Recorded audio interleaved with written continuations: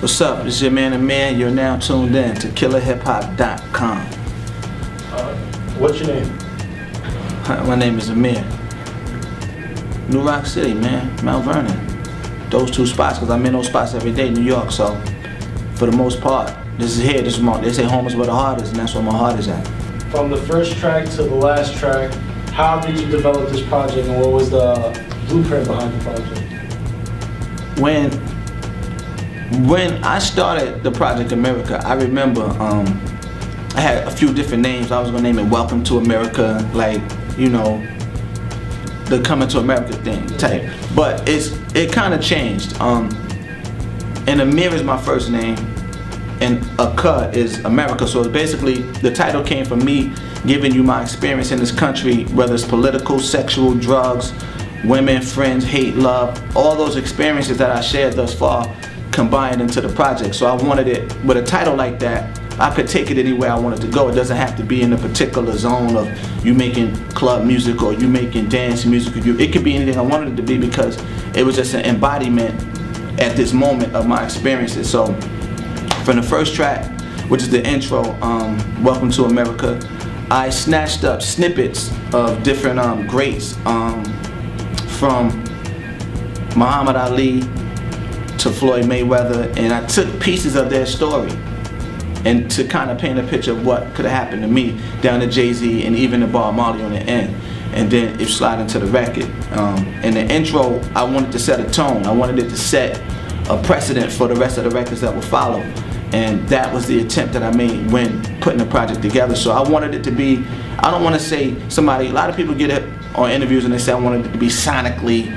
I wanted it just to feel good. I wasn't really worrying about the sonic until it was finished, you know what I'm saying? I just know that it had the vibe from record to record. And sometimes you have a record, but then when you put an interlude in between it, it sews everything together. So I had the garment, I just had to sew, get the thread and the needle and stitch everything together for the most part and come up with it. So from Dream Killers to Something I Want to Tell You, to all those records. Every record is a piece of my story thus far, and I tried to make it as, like, not super complicated, but I wanted to make it easy to listen to, easy to understand, because people listen slow. But I wanted it to groove you. I wanted it, when you put it in, to be like, I could just hit this play and ride out. Vibe.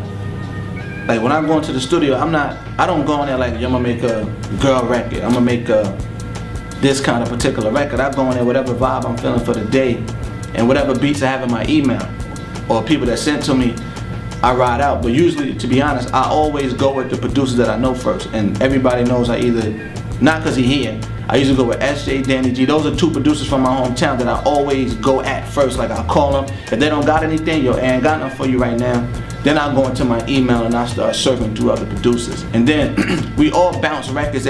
Sometimes they'll come to the session and we'll pick through the records, you know what I mean, and see what joints sound right after I record it. But initially, I go off of the particular vibe that I feel from the record, the first 30 seconds. And I don't write the verses first. I usually create the hook in my head, and then I build around the hook, and I build around the vibe of the record and with the theme, and then I just let it go. Because I don't like to, my motto is I don't like to overthink it or underthink it when it comes to making a record, because I think it takes away from that element of like, whoop, that, you know, that scrunch your forehead. Have you ever heard somebody rhyme and your forehead wrinkle? You know he said something, but you can't make people's forehead wrinkle by overthinking it. You gotta just, that comes from the diaphragm. You gotta pull it from in there, man. So I think my selection of beats is just basically based upon that, man. And I do appreciate you paying attention, because a lot of people say, man, who selects your beats? I really sit there and I comb through them joints. Like, it's like picking out clothes.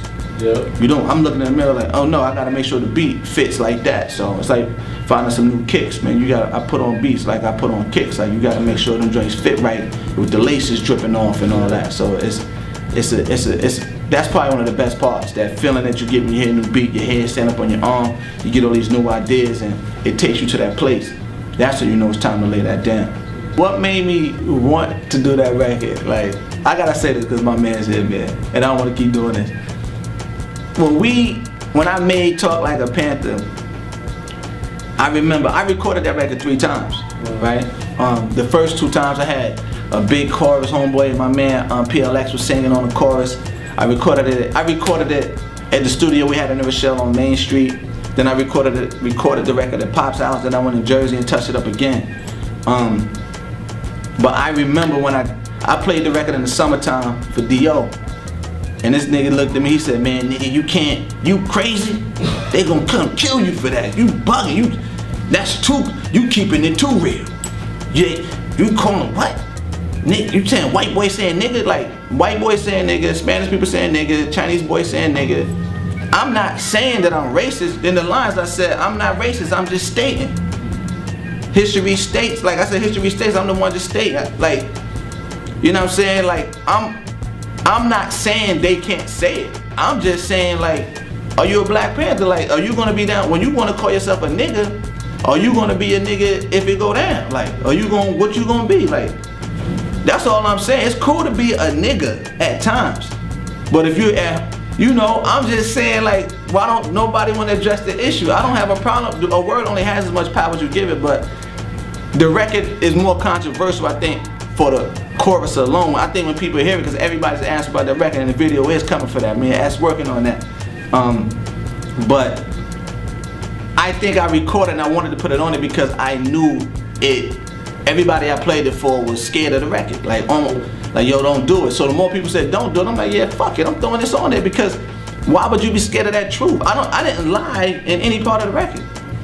From the beginning to the end, from the historical facts to when I'm asking, I didn't say, are you a Black Panther? They said I talk like a Black Panther. White boy saying, nigga, you a Black Panther? Like, it's a question, they can answer yes or no. So I'm not saying, you know what I mean? You have to answer that question, like, what is your position and where do you stand with the N-word? And I think the approach on it, I can't say take full credit and say it was like, I overthought it. I was just trying to be slick in addressing the issue. So, I never thought that when people hear the tape, they always bring that record up with a few others, but Black Panthers always Talk Like a Panther, I should say. It's not Black Panther. It's called Talk Like a Panther. It's one of those records when they hear it, they always say like, yo, my nigga, what was you thinking? I'm like, yo, it's a real issue, but y'all making it taboo. Has anybody react? If one of the Black Panthers came to me and said, I think they would give me a dap. I don't think they'd be mad. I think they'd be like, I appreciate it, like, for you addressing the issue, like, but I'm not trying to be Martin or Malcolm. I'm just a guy with a dollar and a dream, and I'm just addressing real life issues. It's not an issue to me. Some people take the N-word and run with it like, oh my God, he said nigga. I don't give a shit if somebody said because it doesn't have any power. It's not physically harming me. You know what I'm saying? What it was and what it became and the evolution of the word, that's a whole nother story. But hip hop is a world where people of all colors say the nigga word. They say nigga to everybody. I seen Indian kids say, what up, my nigga?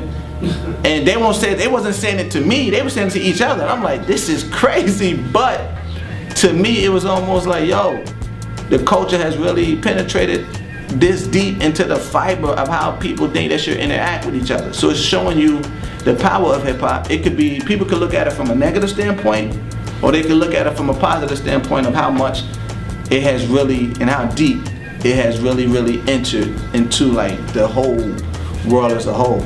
But if somebody from the Panther party hit me, I'm just gonna tell them what up. Like I would be feeling like, damn, like it hit a nerve like that. But like I said, we're gonna see what happens when we put that video up though. I mean, I'm a firm believer in just record and never stop recording, because you never know what you're gonna come up with. I mean, I was always told at this point you're only one record away from changing your life. As far as new material, like I said, I write a lot. I write every day. You know what I'm saying? I'm listening to beats every day.